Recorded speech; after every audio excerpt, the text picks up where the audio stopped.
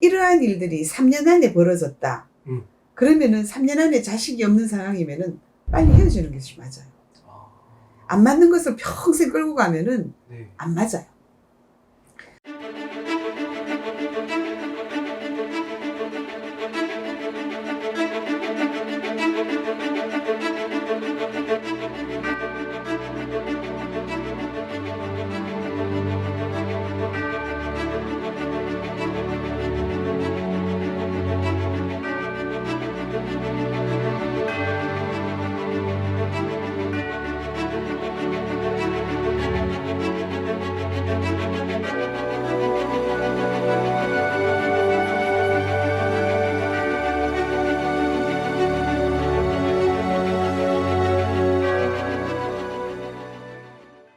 네, 안녕하세요. 글문도사 새한명신당입니다. 네, 안녕하세요, 선생님. 네. 자, 오늘은 궁합이 잘 맞아떨어질 때 생기는 혹시 좋은 일들이 있나요, 선생님? 이 부부 간에는 이 궁합이 네네. 굉장히 중요합니다. 보통 보면은 그 궁합이라는 것은 어떤 외면, 그 다음 우리가 이제 봤을 적에 어떤 대화되고 있는 거, 그 다음에 같이 있을 때 어떤 느낌, 그건데 소통되고 있는 어떤 그런 외면상의 어떤 것을 우리가 극궁합이라 그러죠. 네. 근데 이제 속궁합이라는 것은 말 그대로 부부간의 잠자리를 얘기하는 겁니다. 부부간의 궁합은 네. 사실은 극궁합과 속궁합을 같이 봐야 돼요. 어, 첫째는 잠자리에서 부부가 첫째 또 궁합이 잘 맞으면 다음날 기분이 굉장히 업됩니다. 왜냐하면은 우리가 이것이 뭐라 그러나요? 우리가 배고픔에 네. 이렇게 참 배가 고팠을 때 우리가 음식을 먹고 나면은 포만감이 생기지 않습니까? 예.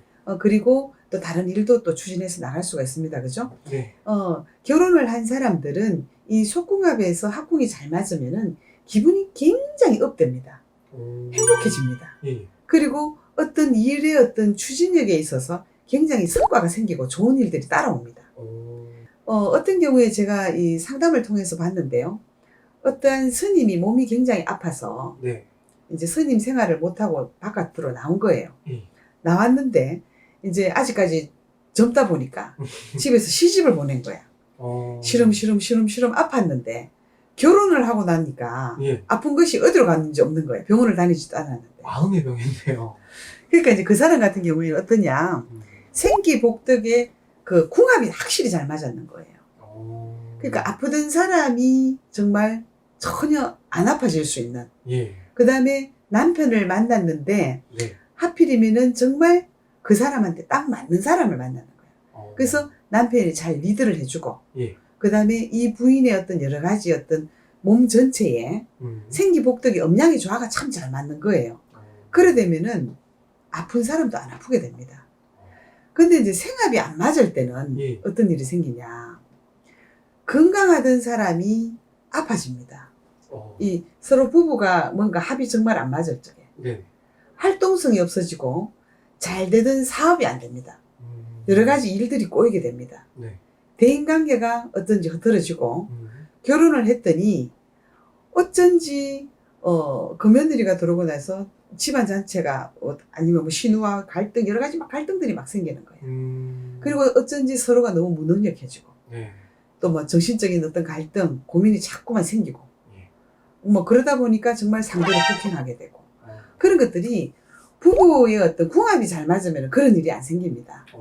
그래서 부부가 이게 제가 지난번에도 한번 말씀을 드린 적이 있는데 이러한 일들이 3년 안에 벌어졌다. 그러면은 3년 안에 자식이 없는 상황이면은 빨리 헤어지는 것이 맞아요. 안 맞는 것을 평생 끌고 가면은 네. 안 맞아요.